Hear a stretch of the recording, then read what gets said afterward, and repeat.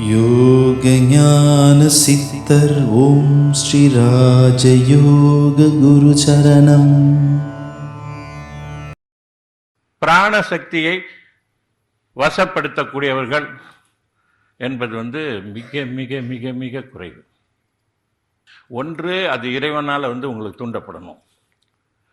அது லட்சத்தில் ஒரு ஆளுக்கு தான் நடைபெறும்.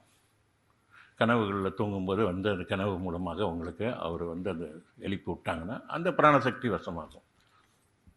இல்லைன்னா கண்டிப்பாக சித்தர்கள் மூலமாக அந்த நிலையை நாம் பெற வேண்டும். அல்லது அந்த அனுபவம் பெற்ற இறைவனால் அருளால் அனுக்கிரகம் பெற்றவர்கள் மூலமாக தான் பிராணசக்தியை வசப்படுத்தி கொடுக்க முடியும்.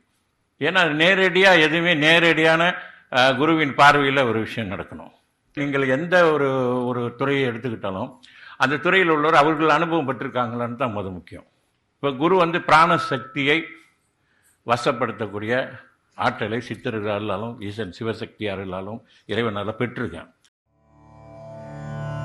யோக ஞான சித்தர் ஓம் ஸ்ரீ ராஜயோக குரு சரணம்.